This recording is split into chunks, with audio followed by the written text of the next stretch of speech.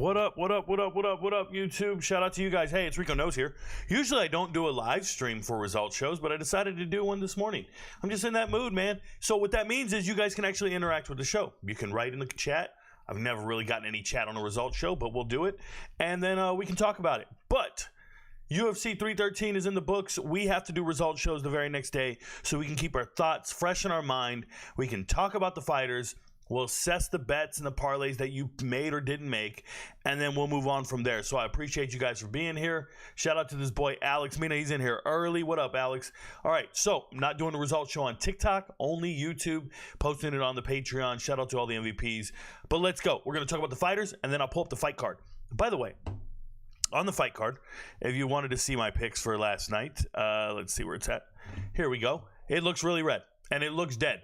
And yes, we went 4-6 last night, but not really.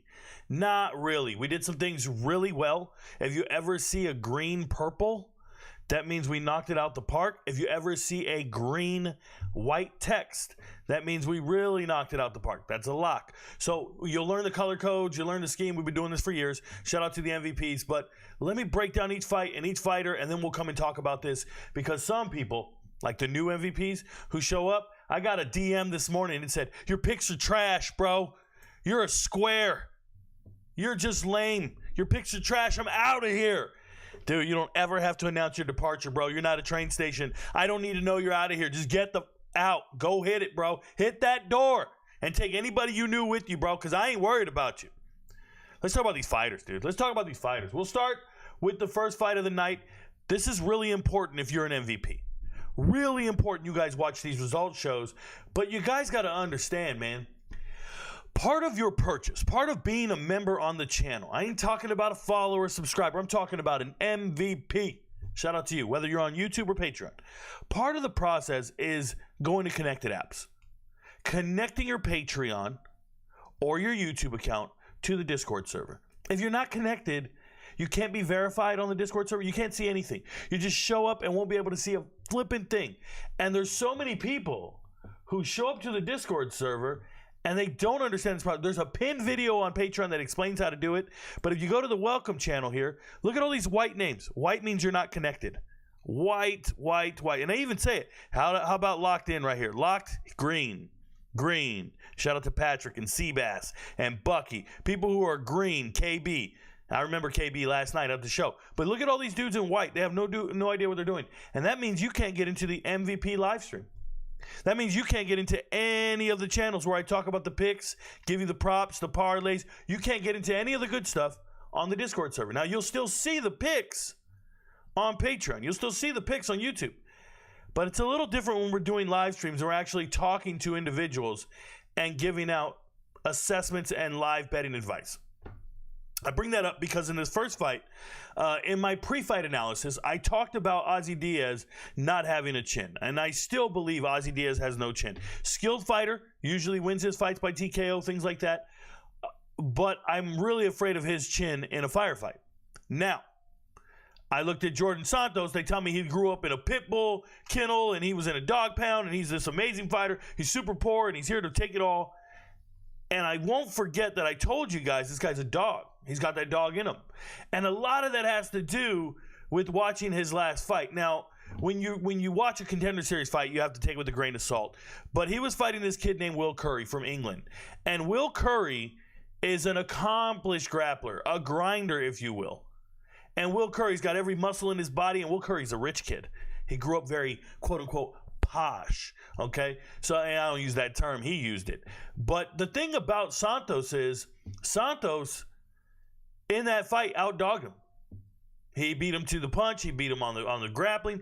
It looked like Will Curry didn't know how to strike, and Santos looked like he knew how to strike. Now, if you're watching the live stream last night, though, if you were on the Discord server, like the 100 people that were there, we have thousands of members and only like 100 of you guys show up. It's insane. We do have thousands of people on the Discord server. Most of them are college football people. The MMA guys, it's somewhere around 100 most nights. All right, listen to me. First thing I said after the first round, I said, hey guys, do you guys see the way Santos is punching? He doesn't turn his wrist over. So when you throw these crosses that should be landing with your knuckles and with all your power, they're landing like this.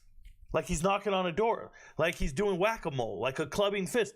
I said, and I just said it out loud. I said, guys, I'm not going to forget the way he punches, but those won't knock people out. Those are terrible. And they eventually turned into slaps. And once Ozzy Diaz felt this inefficient way of striking, it's over.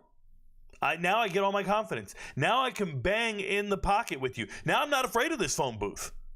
Initially, I'm scared, staying out of range. And it was just, you can see the confidence building. And this man's hitting with these slapping fists. This is not a Stockton slap. This is not something to brag about. This is inefficient striking. And then we need to talk about inefficient utilization of your endurance. When I watch Jordan Santos, he moves so awkward that he's using extra movement. He wasn't efficient with his energy. So then you get exhausted by the second or third round. In comparison to Ozzy Diaz, who looked like a classically trained striker. Very efficient with his movement, very efficient with his jab, head movement, strike, everything. Just crisp and clean. So even when you're exhausted, you look better to the judges. And remember, it's all subjective. Judges will look at you. Do you look like you're throwing punches out of desperation? Think Alex Morano if you saw the fight, okay? You just look labored in everything you're doing, and it's because you are. And then you have a guy who's more exhausted, and he's just keeping it together. Now, I don't know if you guys have ever worked out a day in your life, but sometimes I go to the gym, and I start running on the treadmill, and I see the guy running next to me on the treadmill, and I just know, oh, he's not going to keep up with me. Oh, he's going to have to quit. Why? Because his stride is weird. It's inefficient. He's pushing too hard. I know he ain't going to make it. And I test myself to see when is he going to quit. And I just talk to myself about conserving my energy, be more efficient. And it's a mental thing.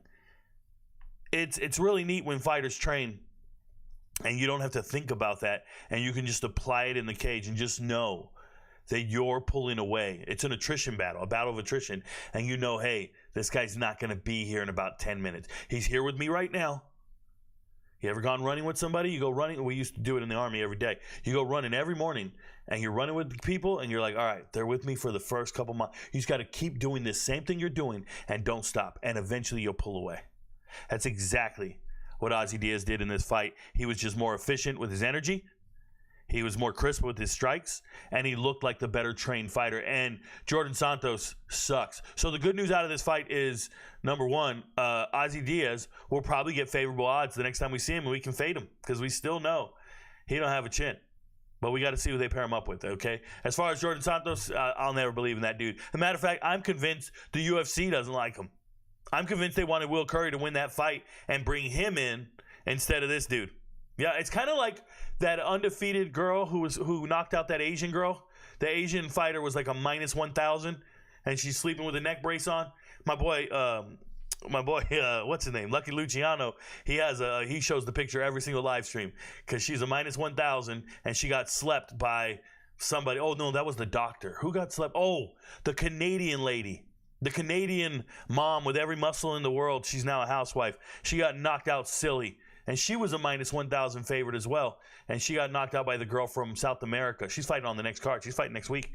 But yeah, the UFC don't want those people. They got to take them, though, because they win on Contender Series. This is a winner on the Contender Series they don't want. He's not a very good fighter. So that's what we learned in that fight. Santos is not somebody we should be worried about or someone we should be backing. It was a miss on my part. I had no idea he was striking like that. But shout out to the people watching on the live stream because I immediately mentioned it, and they went in live bet Ozzy Diaz right on the moment, and they hit him for like a plus 250 at one point. Something crazy. Next fight. Something crazy. Something crazy here. Marion Santos versus Francis Marshall. Now, I told you guys in the pre-fight analysis, Marion Santos is not as good as you think. I've watched this man go to split decision victories and go to decision with other fighters on the regional scene and in the fight house. He's not that spectacular. He fought a terrible fighter in Offley who's got a 66-inch reach. He looked like T-Rex. So he looked like the guy. He looked like he's out there dominating. And it's unfortunate because Vegas goes out there and says, hey, we're going to make him a minus 300, 340, whatever it was. And I remember Francis Marshall at one point was plus 250. And I went and watched tape on Francis Marshall, and I looked at you guys, and I told you in the video, clear as day. I said, guys, Francis Marshall should not be an underdog at plus 250. He's a dog. You're not going to piece him up the way you envision. All that fancy shit is not happening. We got to take Francis Marshall, and we got to take it money line, and we got to believe in it. And I put it out there, and MVP said, "You know what, Rico? I'm rocking with your analysis. We got an underdog at plus 250, and let's go." And we're watching the fight, and we know we win the first round. We know we win the second round. We know we win the third round. We win the whole fight, 30-27, no doubt in my mind. And I get up from the computer, and I walk downstairs in my big, beautiful home, and I go tell Kim, I missed the first fight of the night. I told them Santos is going to win. I'm terrible for that. But I just got an underdog to win. I'm so excited. And she just looks at me and says, "You're the best." I said, "Okay, I got to get back to work." And I run across the house over here. I come upstairs, and I remember I'm coming back into the lab where I'm sitting now. And right when I cross the threshold of my door, I can hear the crowd booing, immensely booing. And I'm like, what did Francis Marshall say? What did he say? And then as I turn the corner to my computer screens, I see Marion Santos in an interview. And I think to myself, this is a nightmare. What are you talking about? This is the greatest robbery of all time. The greatest robbery I've ever seen in my life. I don't understand how we got here. And anyone who says Santos outstruck Francis Marshall, that's not how fights work. Fights are judged round to round. You can outstrike a guy 50-20 in one round. And then in the next round, you can lose. Yes, you outstruck him, but you lost. And then the next round you can lose again. And maybe you finish with more total strikes, but you still lost. There's no way in the world you can convince me that Marion Santos won this fight. None. I don't have to go back and rewatch it. I think it's a shame. I think it's disgusting. Marion Santos is not a good fighter, guys. He has little to no urge to ever get back up. If you look at this, Francis Marshall would get a takedown, and he didn't have to get another one. Marion Santos doesn't know how to get up. And he's not that good. He doesn't throw hard enough. I hated his way of explaining the fight after the fact. You ever want to lose fans and lose the backing of people? Just get on the mic and pretend like you won the fight, bro. Do what you did. You're well on your way to being one of the least likable people out there. What he should have done is grab that mic and said, "I felt like I didn't win the fight. I'll take the victory, but I don't think I won the fight." And he should have offered Francis Marshall a rematch. Should have done something very humble, likable, anything of that nature. And he didn't. He ain't got that bone in his body. This little punk, this little twerp out here talking like he won the fight. Absolutely, his eyes open, busted open. Like, what are we talking about, dude? It's embarrassing. I was right 100% on my analysis, and I don't second guess it. The good news is Vegas likes Santos. Maybe they'll give us favorable odds the next time. We're going to fade the shit out of that dude every time we see him. Francis Marshall won that fight. Doesn't win you any money. Doesn't win you any money. And there's a miss. And so I start the night off with two misses, and we start getting people saying Rico doesn't know, and 6 people canceled being MVPs and all this stuff. And it's just like, you got to watch the videos and understand that when I pick an underdog, what hit rate are we on when I pick an underdog? Anybody know? I actually didn't update the numbers before this show started, and I apologize because the numbers are updated, but the percentages aren't. So what does that come out to? I shouldn't be making sausage in front of you guys. That sucks. I apologize. That's very unprofessional of me. 34. So 44% is what I'm hitting at. 44.11% is what I'm hitting at when I pick an underdog money line. Now, why is that so significant? Well, it's because we're picking plus 500s. Like, we don't really think Alex Morano is going to win the fight. We don't really think King Green's going to win the fight. Those ones are just EV. Those ones are just, I can't pick the -5 or the -850. And I hate telling you, like, I tried to identify. But then there's times I go, yo, I really believe this guy. I believe in this Lemos. I believe in Ankalaev. Like, I believe in these underdogs. There are times I tell you. So this percentage would be much closer to 50%, but it doesn't even have to be. It's plus money every time we hit it. Trust the purples, but do analysis and understand what I'm saying with the purples. All right, I also had this fight going the distance. Just, I believed in the toughness of the two of them. But, man, it left a really bad taste in my mouth to see that robbery. It really did. All right, next fight. Alex Morano and Carlos Leal. We knew Carlos Leal was going to walk in and just march down and beat this guy up. Carlos Leal still looks like he glows in the dark. He still looks dirty. He still looks like he's on roids or something. And Alex Morano probably needs to be cut from the UFC. Him and Bobby Green, King Green as they say, they both need to be cut from the UFC as soon as possible. These are not fighters anymore. Alex Morano is a black belt in jiu-jitsu and used zero jiu-jitsu, zero of his skill set. Went out there and just started swinging like an idiot. It looked like a schoolyard brawl. And then the teacher had to step in and break it up after the bully was beating up the kid who doesn't know how to fight. That's what it looked like. Alex Morano is the lamest dude in the world. I told you this before the fight. I said you can't really bet on him. You can't believe in him because he'll look at you and go, oh, yeah, I'm supposed to grapple to win, but we're just going to do a kickboxing match. I fully expect a kickboxing match. So that's what we're going to do.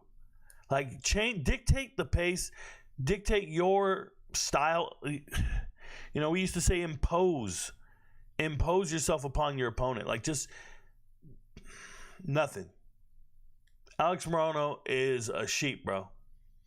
He's a sheep. He just goes along with the flow and gets beat up. I can't respect that dude at all. I don't care. Rico, he's a UFC fighter who'll beat you up. I promise you, the guy I saw in the cage last night is not beating me up. That dude right there, not beating me up. He's taking a dirt nap. Pissed off at Alex Morano because he don't even show up to fight. And Carlos Leal, we learned nothing in this fight other than he's mean. He doesn't have to protect his jaw because he can just go out there and throw and bang. And he punches really hard. He comes ready to bang. He fights like a movie character. I still haven't seen anybody give him any adversity or anything to really push him, to that level. Yeah, I felt like he won his last fight as well. Everybody did. So this is 2 fights in a row he should have won. But I don't know, man. These odds are stupid. You can't bet on this kind of stuff. No money to be made there. Shout out to Alex Morano. Get off my TV. Next fight, my goodness. Armen Petrosyan and Bruno Ferreira. I told you guys this fight was not going the distance. It was a lock. It is not going the distance. It's a lock. But I anticipated a knockout either way. I anticipated Bruno Ferreira maybe getting exhausted, and then Armen Petrosyan would beat him. It was a coin flip, so I said, let me take Armen Petrosyan because I know he's got cardio. I know he's got enough to get there, and it's not just a one-punch, hoping for a one-punch knockout. Man, was I wrong. Bruno Ferreira showed that he can do jiu-jitsu, which is crazy, given the fact that he never does it. He's just a big monster of a brute guy. And Armen Petrosyan just doesn't want to bang. He doesn't want to go to that deep end. I'm serious. I always equate it to working out. It's one of those things like if you ever go running, how many guys just stay patient and pace yourself while running? Controlled. I got a 3-mile run this morning. I'm just going to kind of trot a little bit. Now, how many of you guys go out there and start running when you're uncomfortable and then fight to stay uncomfortable and stay and embrace that feeling of being uncomfortable? I'm convinced Armen Petrosyan never does that. I'm convinced that he never puts himself, he never redlines himself in a fight. Never. Dude's just out there kind of chilling, doing his thing. I'm screaming, tuck your elbow. Like, we know what's about to happen. He's not doing it. Getting armbarred is insane. It's the first submission victory for Bruno Ferreira in 10 fights. It's embarrassing. Armen Petrosyan looked exhausted in the second round. You're 6'3", you have no reach. You don't fight at angles, and you don't keep guys away from you. And shout out to Bruno Ferreira because it's going to be very expensive the next time you see Bruno in there. He's got a knockout punch waiting to happen, and apparently he's got submissions waiting to happen. It was a coin flip fight to begin with, so it shouldn't be that big of a deal. We missed. This was I believe, a lean, so it is what it is. But good fight for both of them in the sense that they kind of did what I expected them to do, but Petrosyan's just doesn't have the dog in him. I don't know where Armenia is on a map. Could you point out Armenia on a map? I can't. I know it's somewhere in Europe or maybe Asia. I know it's next to Turkey or something like that. Like I don't know. But I think those are the fake guys. I think those are the fake tough guys. Armenia. Those are the fake tough guys. They're not from the Caucasus Mountains. You guys ever look to see where Dagestan is a republic of Russia. You ever look to see where Dagestan is? It's right above, or it's right next to Georgia. It's like they're right next to each other near the Caspian Sea. And it's just, anybody in that little area, tough as fucking nails, bro. I don't care what the border says. Like, all those little dudes got something going on in their genetics. Armin Petrosian, he's like a second cousin of toughness. He ain't real. He ain't real. Bruno Ferreira, shout out to you, bro. Went out there and did your thing. Next fight. It was a lock. We believed in it. And was it a lock or was it just a lean? No, I think it was a lock, right? No, it was a lock. Joshua Van. You see the odds got down to minus 135 before the fight. It was minus 200 all week. And I think some of you guys started panicking. Yeah, it was a lock. Joshua Van minus 200. I told you Joshua Van by points. It was very specific. Because he doesn't have knockout power. Remember, these are little guys to begin with. And Joshua Van, I've watched him beat people up and they not get knocked out. Like, he just puts it on you. He's punching and everything. He's doing everything right. He's smooth, slick boxer. We like him. Kid's getting better. Very young, right? They said both these fighters were born after the year 2000. Well, let me tell you guys something. One of these guys is an MMA fighter. And the other guy is a wrestler. And he might as well be fighting without punches. Like, I don't know what he's doing. He needs to go enter wrestling tournaments. Okay, this Japanese kid, undefeated going into this fight. I told you guys, I don't believe in it. I don't believe in what he's doing. He's not the guy for me. And for me, Joshua Van, his takedown defense and being just athletic and a dog was going to be the difference maker here, and it definitely was. Definitely was. You saw it immediately. Joshua Van's sprawls were on point. His pummeling was on point. If you don't know, pummeling is fighting for underhooks. And I can tell you firsthand, the hardest thing to do in MMA is get an underhook when somebody doesn't want you to get it. If you start at 50-50 and you try to fight for that underhook, your arms will be blown out in 30 seconds to a minute. You really will. And I used to do drills like this for like 15 minutes. It'd be the most brutal thing in the world. I remember I'd go to the drive-thru and I would be trying to order food and I couldn't pay with my ATM card. My hand would be shaking like this. I'd be trying to lift it up to the window and I would just drop it. I couldn't even lift it. That's how gassed your arms will be if you do pummeling drills properly. Can't wipe your own ass. Ask Joshua Van. No, Joshua Van looked amazing, man. He wrestled well, and I know that wrestling is exhausting for him, and he wasn't tired in the fight. He had cardio for days. I was so impressed with Joshua Van and the way he fought. I was very proud of the MVPs who tailed it and believed in me because it was a lock at minus 200. I know sometimes when we make locks, people always ask, like, what's so impressive about your locks record? I'm like, lifetime, I'm 83% when I say it's a lock. Well, that's not hard. You'd say a minus 350, a minus 400, a minus 280. Like, this isn't football, bro. This is fighting. You can be wrong. All it takes is one punch and you're wrong. But more importantly, it's when you go to those minus 130s and you say this is a lock. That's when you're really doing it. And when you say, guys, I wouldn't parlay this. I would just bet it straight across and heavy. That's when you're really doing something special. And on this card, I had a couple of those moments. Now, this particular fight wasn't one of those moments, but I just think that Joshua Van is a known commodity among the MVPs, and we trust him. Can he lose? Sure. But he's a known commodity among the MVPs, and we trust him. We trust his heart. We trust the way he guts it out. Young kid, getting better. You're watching evolution of MMA every time you see him. Over the last 2 years, he's gotten better. So I'm glad you guys are believing in him and betting on him. And I hope we never see this nut hugger again, dude. This Ray Sorria, dude, trash, garbage. Never want to see that shit in the cage again. Hard pass on it. I'm being honest. By the way, if you're writing in the chat right now, I will get to you. I'm just waiting until I finish all the fight recaps. Then I'm going to go to the chat one time. I don't expect to have a whole lot of questions, a whole lot of comments. Then we'll wrap up the show, and I'm out of here. So there you go. Next fight, knockout of the night. Mauricio Rufy, minus 500, and apparently it was warranted. King Green needs to retire. He looks slow. He doesn't keep his hands up. This kick should not have knocked him out. It was a spinning wheelhouse kick. Very, very beautiful wheel kick and incredible. But if you fight with your hands up and you're in a defensive posture, when those kicks come, the distance from here to here is very short. If your hands are at your waist and you think you see everything, And then here comes that kick you don't see. By the time you get your hand up to here, you're dead. And King Green never even saw it. Dude's sleeping right now. So I think he's done. I don't ever want to see him in the cage again. That was his 50th fight. Probably about 10 too many. He needs to retire, but he's getting paid to go out there and look silly. So I don't know how much more we can make fading him. But in this particular fight, I told you we had to take him. It's not real. Like, when I make a value bet like that, it's just, you don't have to put money on it. I'm making picks, bro. I could say, Mauricio Rufio, I'm going to go make him a lean and a lock, but it's just silly. Minus 550 is not real. Like, we don't do that around here. We don't bet on minus 500s.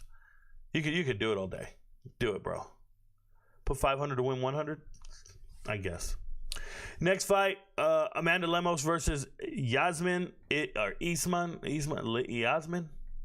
I just call her Lucindo, bro. So Lucindo's fake as fuck. Lucindo's just like that Japanese undefeated wrestler. Lucindo doesn't know how to strike. She doesn't know how to do anything but wrestle. That's it. I don't care. Oh, her jiu-jitsu threats are real, Rico. She's going to tap somebody out.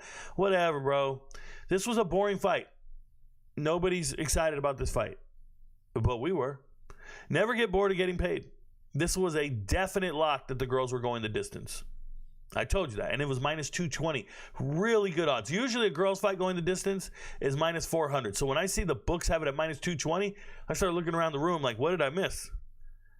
They're going to go out there and do some sticky stomachs, bro. They're going to go out there and just lay on each other. And that's exactly what they did. Amanda Lemos is strong, physically strong. You got to remember that the next time you see her. She's very difficult to deal with because of her strength. She's wiry strength.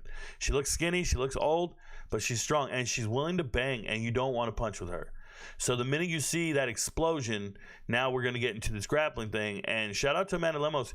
Getting trips while in, a 50-50 is incredible. We're in a clinch up against the fence, and you get 50-50 trips. Wow.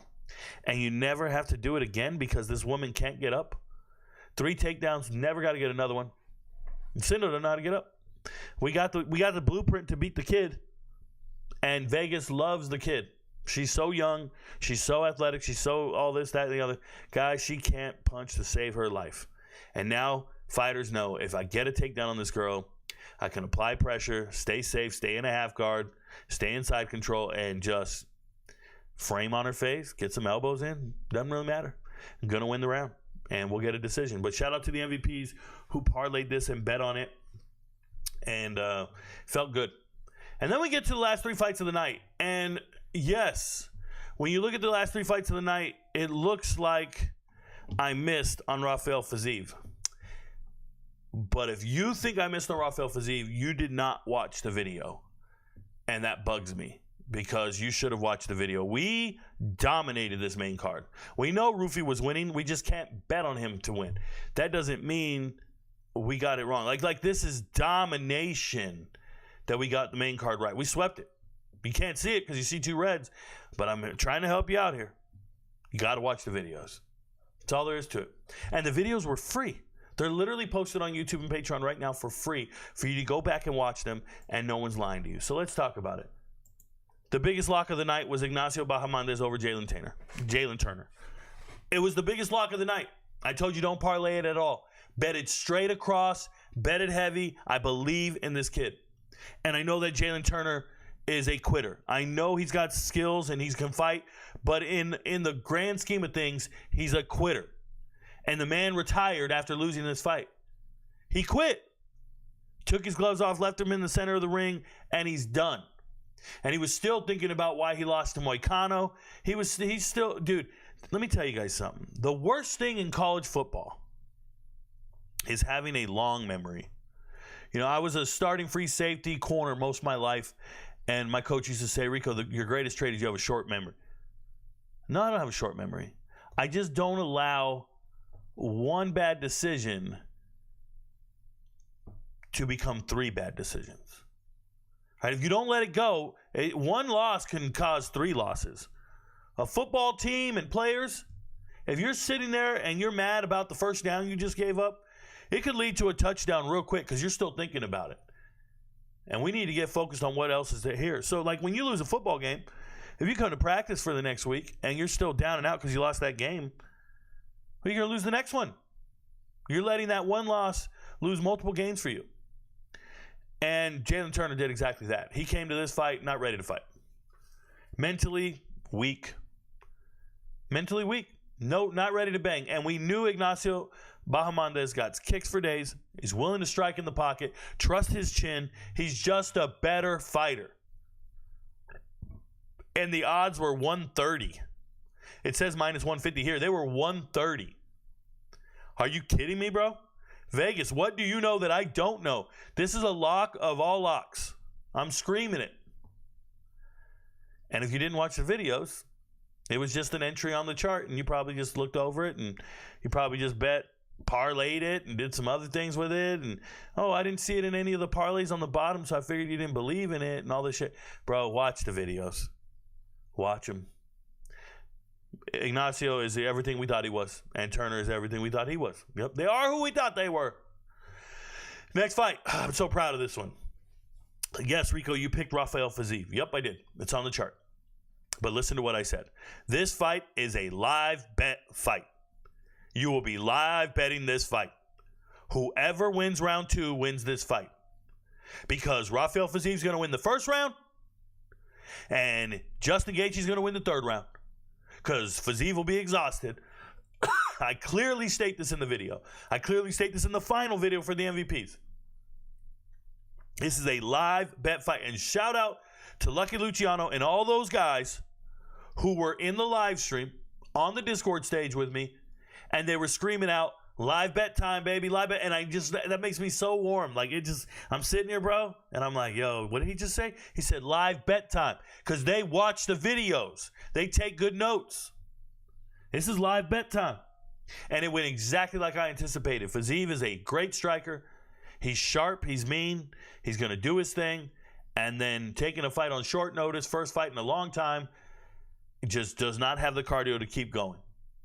There's no wrestling that we need to talk about. Oh, he's going to utilize his wrestling. Oh, he's going to get a takedown and all that. None of that matters.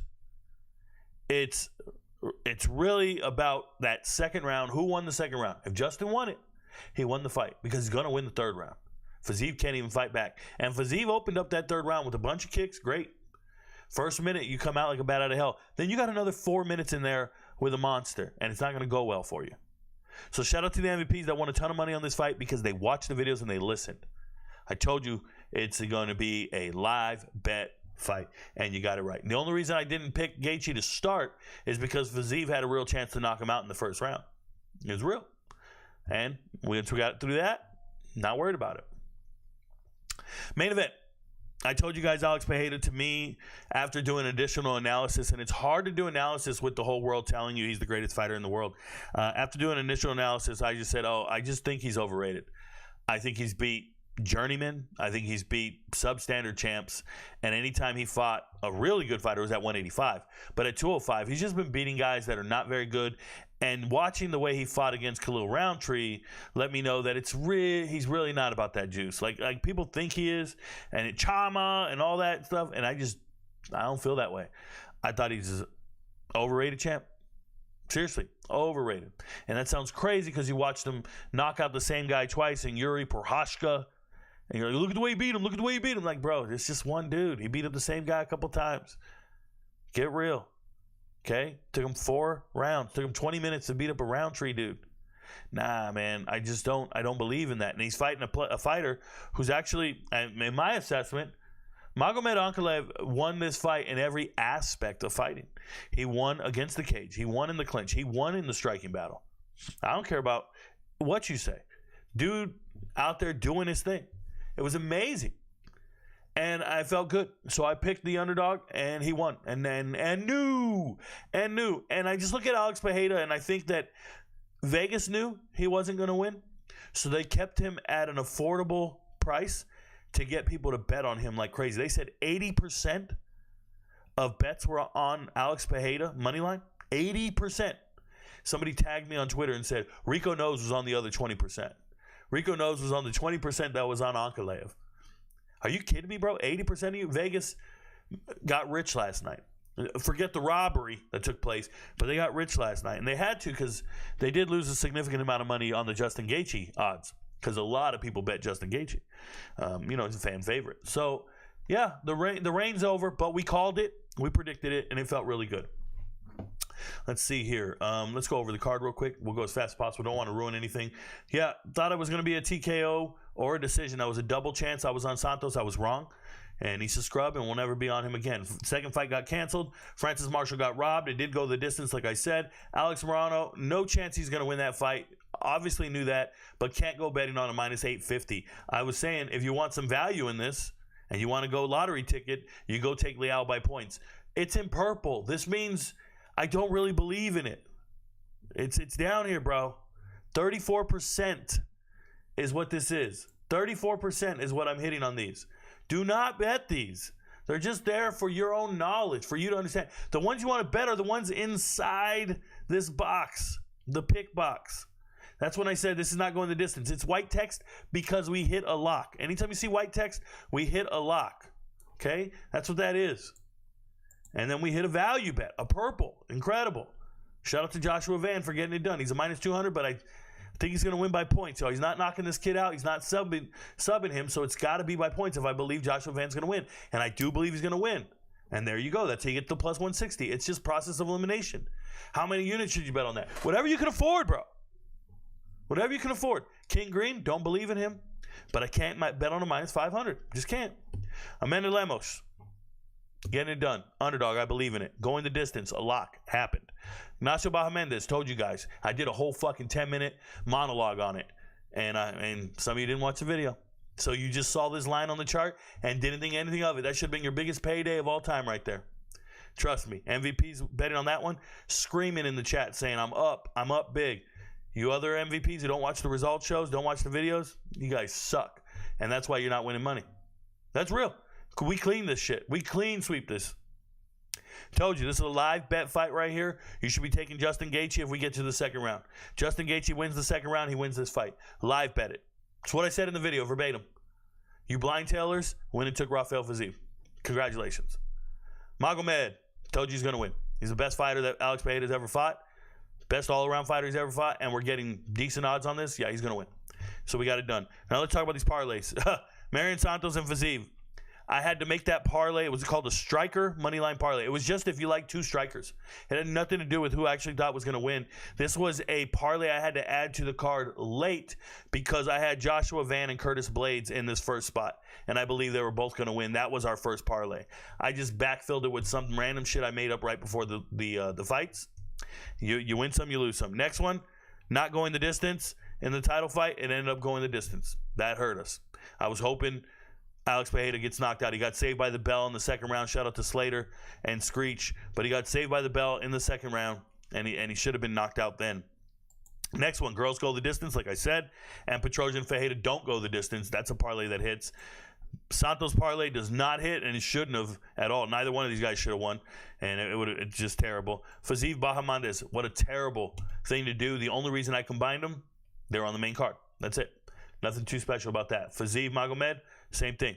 Final two picks on the main card. Then we got Santos and Joshua Van. Believed in this bet. Got lucky and hit it. Santos is a robbery. The one I believed in the most. Do you see this word right here? This word right here, this phrase, is RicoKnows. If you see the word RicoKnows in front of it, it's the fucking bet I'm making, bro. RicoKnows value. It's the one I love the most. Rico, I thought you said the one you're most confident with goes over here. RicoKnows value. Two guys I think are going to win, and we're getting tremendous value on them.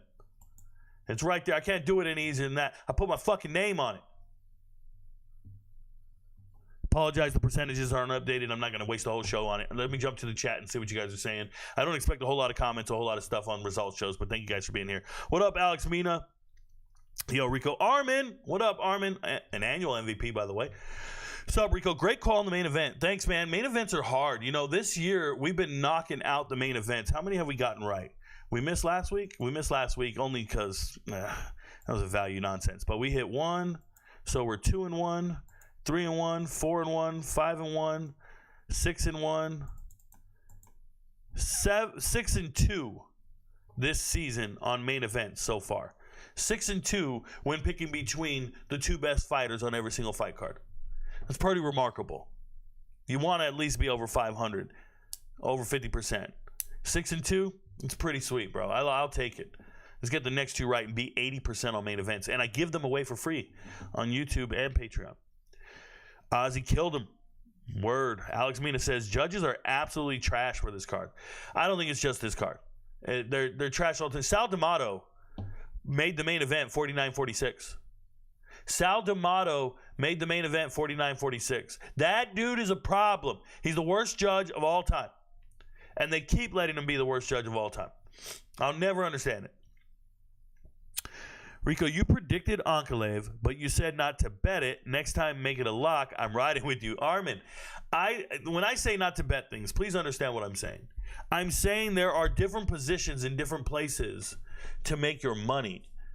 It's just not intelligent to bet against the best fighter or the second best fighter on the fight card, right? Like, let's say you believe in Ankalaev, and I do. I believe in him to win the fight.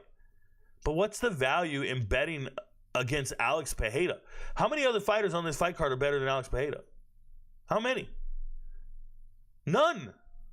So what you're doing is you're having to choose between the two best fighters on the fight card. That's silly. That's silly when you got the option to choose between Ignacio Bahamondes and Jalen the Quitter Turner. Bigger. There's a freeway of difference between those two guys. Right? Joshua Van and some Japanese kid who doesn't know how to punch. There's a fucking monumental gap between those two. The Red Sea. So I digress. Now, I give you guys picks and analysis to assist you in your analysis and your picks. Not for you to tell me, for you to get better. People always ask me, Rico, what's your percentage? What's your hit rate? It doesn't matter. What's yours? What's yours before you met me, and what's yours after you met me? Did I improve your hit rate? Did I improve your win rate? Did I improve your knowledge base?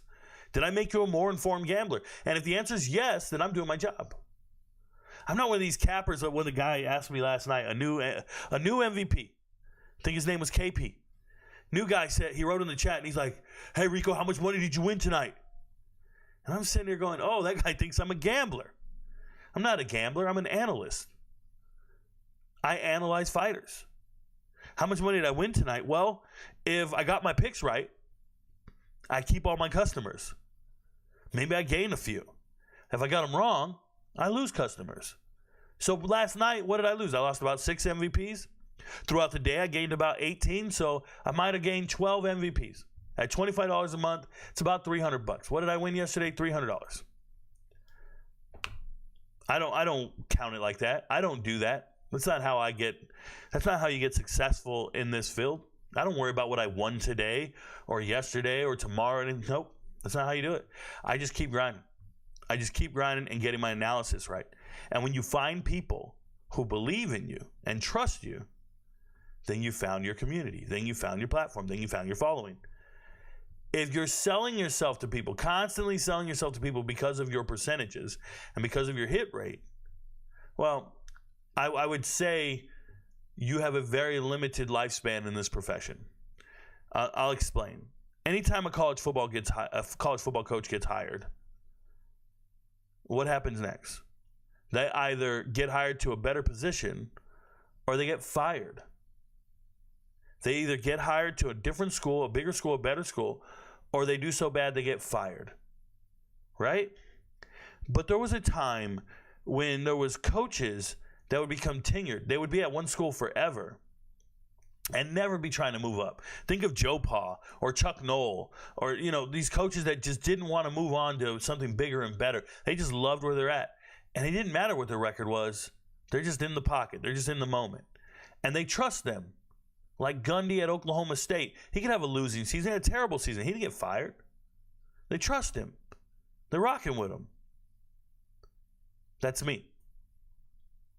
I have my own community. I'm not trying to go anywhere. I don't want to work for another company. I'm not trying to get sponsorship. I'm rocking with my people. My platform, my people. And I understand that the key to success here is consistency. But I also understand that the key to success here is my community, my people who rock with me, people who scream out RicoKnows when we get it right. I'm not the only person who picked Ankalaev to win. I'm not the only person who picked Ignacio Bahamondes to win. You can go online and find a bunch of dudes. You can go on Twitter and YouTube and find a bunch of people giving predictions and picks. The difference is that I consistently have the right analysis. And when you trust your source for analysis, now you'll start to trust their picks. So my analysis is you can make money in other fights. But if you wanted to pick the main event and put some money on it, you're more than welcome to do that. I think what you're going to do is watch my video and go, well, this is what Rico said about it, and this is what I'm going to rock with. Ignore the fact that I said don't bet on it. Just look at it and go, you know what? Rico said this. I want to bet on this, and Rico said if I'm going to bet on it, then go here. I'm here to help you with your decisions. I'm here to make your decisions for you. Huge difference. But I appreciate you, Armin. Shout out to you. Right all day, bro. He was hammer fisting with the jab. You're talking about Jordan Santos. Oh my goodness, it's the worst. You know, there's another fighter like that. Man, I forgot his name. I'll know his name when I see him. He's I think he might be like, he's an Islander. He's like from Trinidad and Tobago or something. No, Harris. Carlton Harris. Oh my God. Oh, it's bad. It's bad. It's bad. Marshall dominating for sure. Hey, caught the live on a recap. It's going to be a good week. Yes, it is, Cairo. Shout out to you, bruh. When Anthony Pettis told us Jalen was going to be a champion, I'm glad no one listened. Nobody's paying Anthony Pettis for his opinion, bro. No one's paying Anthony Pettis for his analysis. Some people are better at this than others. FanDuel made Pereira a plus 120 boost max bet 100 before the fight. Of course. Blade screwed me. I had him like 3 lays, so I had to pay the juice. Yeah, Armin, it sucks, man. I hate when fights get canceled the day of the fight or on weigh-in. That's why I wait till Thursday and Friday to do my predictions and analysis. A lot of it has to do with the fact that I just don't want to waste energy on fights that are going to be canceled.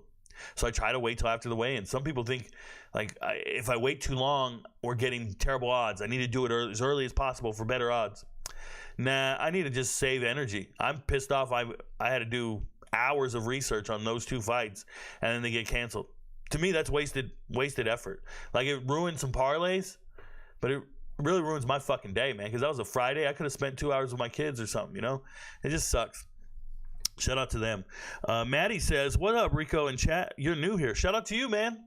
Shout out to you. Thank you for being here. We get new people all the time, but sometimes I wonder what the hell you've been doing with your life if you're new. I'm with you, though. Think Alex will win the rematch? I don't make predictions that early in advance. I will tell you that I think Alex Pereira doesn't have the right skill set to win the rematch.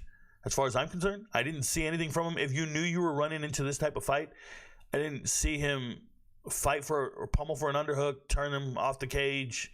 I didn't see him throw anything with any type of aggression. I saw him kind of concede defeat. Like, he was just complacent with losing. And he just figured, I'll go to the mic and complain about the way I lost. That's wild to me. I need to see you go out on your shield. I need to see you go out there and bang. I didn't see that. I didn't see a championship spirit at all. I saw a dude just complain that he'd lost and got mauled in the 4th round. Oh, but Rico, he landed a head kick in the 5th round. Well, land one of those every fucking round, bro. Like, go out there and bang for real. Throw with bad intentions. He just looks like a kid who's frustrated. I don't know. I'm with Ankalaev. I picked him for a reason. I wouldn't pick Alex in a rematch at all. And I'd imagine he'd be the underdog by a significant margin. I still wouldn't pick him. Arizona Boxing, MMA #1, Team Henry Cejudo, Team Justin Gaethje, David Benavidez, Jesus Ramos, and Cain Velasquez. Champy, I'm going to tell you, there's some guys at MMA Labs I really like. There's some good Arizona teams out there. I used to train at Arizona Combat Sports, I believe in Phoenix, with CB Dalloway and Ryan Bader. And I can tell you that I used to live in Sierra Vista, Arizona, about an hour southeast of Tucson. I lived there for about 6 years while I was serving in the military. And I can tell you they got a lot of pride for Tucson and Phoenix and Arizona, and shout out to Yuma and all them. But I don't go around saying they're number 1 or anything like that. Stop it, bro. Get your life together. Stop it, okay? Texas has some amazing fighters. Everybody does. Everybody does. There's fighters everywhere. And right now, of all the champs in the UFC, there's only one American champion. And it's John Jones. Motherfucker, man, he's trained out of New Mexico. Stop it, dude. I can't get down with none of these dudes. We need more American winners. We need more American champions. And we got to get after that. So, anyways, thanks for being here on the Results Show with me, guys. Remember, we pick the fights every single week. We are tremendous at what we do. And I appreciate each and every one of you MVPs who believe in me. It's a shame when we miss a lock. We missed one last night. I don't like missing one, but we hit the other two and hit a lot of value bets. And I hope you guys bet them appropriately and you came out on top. Thanks for being here. Your friends don't know, but Rico knows. Peace, y'all.